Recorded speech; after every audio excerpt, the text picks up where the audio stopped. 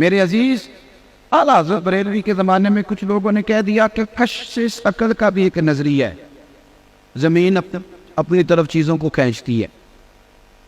تو مسلمان کوئی اندھا نہیں ہے کہ جو اس کو سائنسدان کہیں گے یہ مان جائے گا، بالکل بھی نہیں۔ کیوں؟ اس لیے کہ ہمیں سارا کچھ مدینے والے محبوب نے عطا فرمایا ہے۔ انہوں نے کہا یہ کشش عقل ہے، وجہ تو سائنسدان بیٹھا تھا درخت کے نیچے، تو کہتا ہے امرود بھی زمین پہ گرتا ہے، انار بھی زمین پہ گرتا ہے، آم بھی زمین پہ گرتا ہے، سیب بھی زمین، لہذا زمین چیزوں کو کھینچتی ہے۔ اب فرمانے لگے یہ کیا بات ہے، یہ تمہارا نظریہ غلط ہے۔ وجہ آپ فرمانے لگے وجہ یہ ہے کہ ہم قرآن و سنت کے خادم ہیں، اتنی جلدی کیسے مان جائیں گے؟ اس نے کہا جی دلیل توڑے۔ اعلیٰ حضرت فرمانے لگے آدھا کلو کا سیب تو کھینچ لیا زمین نے، لیکن غبارے میں 1.5 چٹان ہوا بھر دیں تو وہ زمین سے کھینچا نہیں جاتا، وہ اوپر اڑ جاتا ہے۔ یہ کس طرح کی کشش عقل ہے؟ ہم نہیں مانتے اس کو۔ اس نے کہا پھر آپ بتائیں۔ تو اعلیٰ حضرت فرمانے لگے بتانے کی بات یہ ہے کہ زمین میں کشش کوئی نہیں، اصل بات یہ ہے کہ ہر چیز اپنی اصل کی طرف لوٹ جاتا ہے، ہر چیز اپنی۔ سیب چونکہ زمین سے اگتا ہے تو زمین پہ گرتا ہے، آم چونکہ زمین سے اگتا ہے تو زمین پہ گرتا ہے۔ تو فرماتے ہیں ہوا کی اصل اوپر ہے، اس لیے ہوا بھر دے تو ہوا اس کو اوپر لے جاتی ہے۔ تو اصل بات کریں اس طرح اعلیٰ حضرت نے اس دور میں پائے جانے والے جتنے نظریات تھے، جتنے میں اعلیٰ حضرت نے اس پر باقاعدہ کتابیں لکھی۔ کچھ لوگ ایسے پیدا ہو گئے تھے جو قبروں کو سجدے کرنے لگ گئے تھا۔ اعلیٰ حضرت رحمۃ اللہ تعالیٰ علیہ نے فرمایا سجدہ ہر حال میں کسی غیر کے لیے کرنا حرام ہے، حرام ہے، حرام ہے، اور آخری جملہ اشد حرام ہے، اشد حرام۔ فرمایا سجدہ سوائے اللہ کو کسی کے لیے جائز دین وہی ہے، لیکن جہاں جس طرح کی قباحتیں آئیں اس طرح کا علاج بتایا۔ آپ فرماتے ہیں کہ قبر پر تم جاؤ گے تو 4 ہاتھ دور کھڑے رہ کے دعا مانگو۔ یہ میں بڑی ذمہ داری سے بات کہہ رہا ہوں، بڑی ذمہ داری سے۔ آپ کو بندہ کہتا ہے جی وہ فلانا بندہ ایسے کرتا ہے، تو ہم فلانے بندے کے کوئی ذمہ دار تو نہیں نا؟ میری بات کی سمجھ آ رہی ہے؟ آپ کی اس مسجد میں نماز پڑھنے والا کوئی شخص، معاذ اللہ مثال دے رہا ہوں، وہ جا کے کسی شخص کو معاذ اللہ ثم معاذ اللہ 2 ڈنڈے مار آتا ہے، تو کیا وہ یہ کہے گا کہ جمعے میں مولانا صاحب نے کہا تھا اس لیے مارے؟ یہ اس کا ذاتی فعل ہے، اس سے علامہ صاحب کا کوئی تعلق ہے؟ تو اگر کوئی بندہ آگے کہے وہ آپ کا ہے جی نمازی، تو یہ تو کوئی بات نہ ہوئی۔ اب جی وہ تو آپ کی جماعت کا ہے، تو ہماری جماعت میں کوئی بندہ غلط کام کرتا ہے تو ہمارا اس سے کوئی لینا دینا نہیں۔ یہ کیا مطلب ہے اس بات؟ آپ سمجھ لیں چیزوں کو۔ اعلیٰ حضرت فرماتے قبر پہ جاؤ تو 4 ہاتھ دور کھڑے رہو اور دعا مانگو۔ فرماتے قبر کو سجدہ حرام ہے، طواف کرنا قبر کا حرام ہے۔ فرماتے چومنے میں ہاتھ لگانے میں اختلاف ہے، پر فقیر کہتا ہے، اعلیٰ حضرت کہتے ہیں فقیر کہتا ہے چومنے سے بھی بچو۔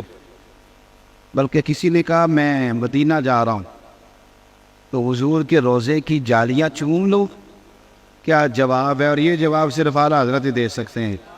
کہ حضور کی جالیاں چوم لو، تو فرمانے لگے تیرا منہ اس قابل ہے کہ نبی پاک کی جالیوں کو لگائے؟ حرم کی زمین اور قدم رکھ کے چلنا، ارے سر کا موقع ہے ہو جانے والا، تیرا منہ اس قابل ہے تو حضور کی جالیوں کو لگائے؟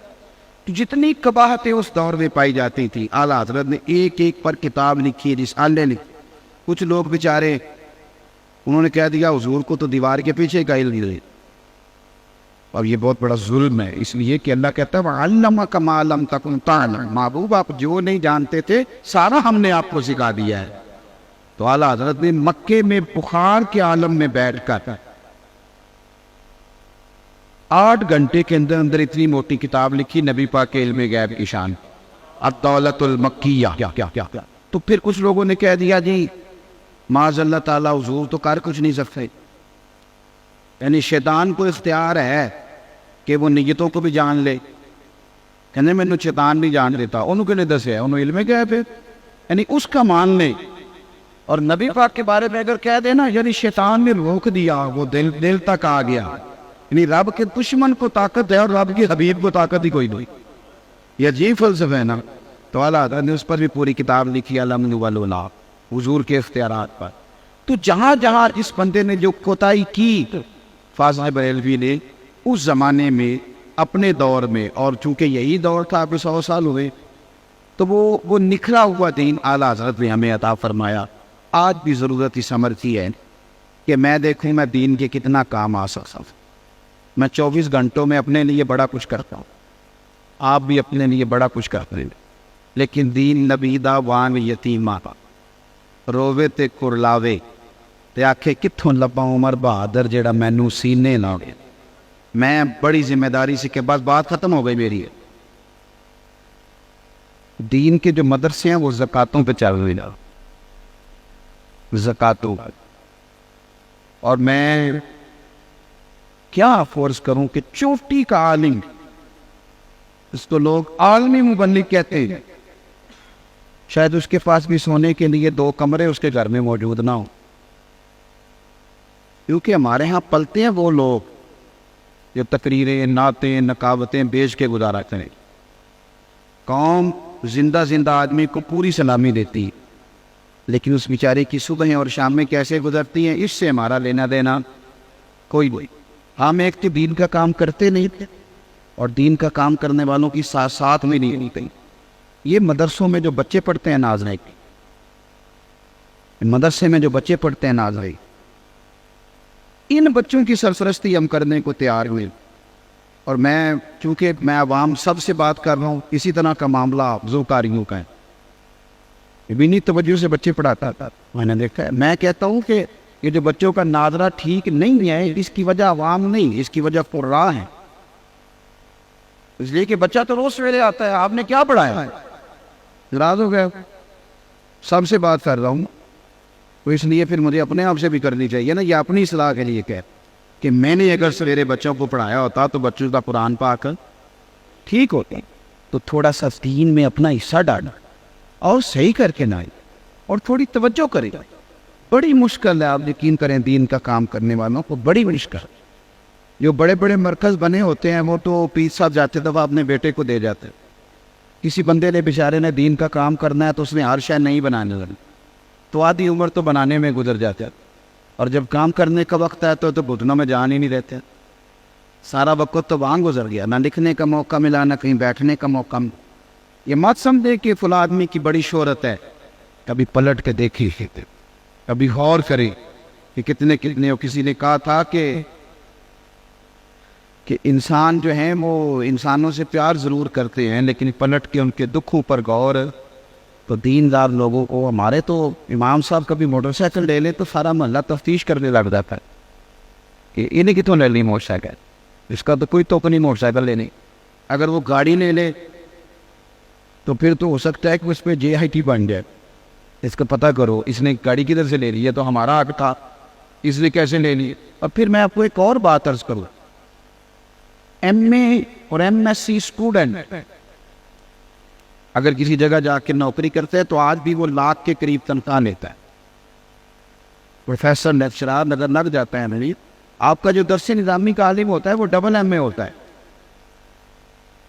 لیکن اس بیچارے کو ایک شے کا حساب دینا پڑتا ہے کہ گڈی اتھوں لئیے، روٹی یہاں سے کھاتا ہوں، مکان جو ہے وہ ساری زندگی مسجد کا رہتا ہے۔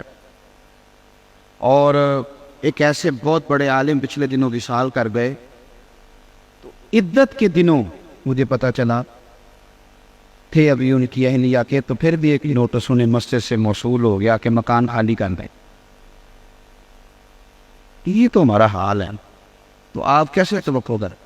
تو باہر کیف میری آپ سے اپیل ہے کہ اپنا حصہ جس طرح آپ سے ہو سکے آپ دین کے لیے، کچھ نہیں کر سکتے تو ایک بندے کو نماز کے لیے کہہ دیں کہ یار مہربانی کرو نماز پڑھنے میرے ساتھ چلیں۔ اور اگر ہماری جو دیہاتوں میں پوری عورتیں ہوتی تھیں نا، خدا نہ خواستہ بیوہ ہو جاتی تو وہ سارے دن کی قرآن پڑھانے میں گزار گئے۔ تو میں کہتا ہوں ہمارے پاس جو ریٹائرمنٹ کے بعد یا فرصت کے لمحات بچ گئے، اس میں ہم لوگوں کو قرآن شریف کیوں نہیں پڑھاتے؟ اپنا حصہ ڈالیں، اس طرح بھی آپ دین کو آگے لے کے جا سکتے۔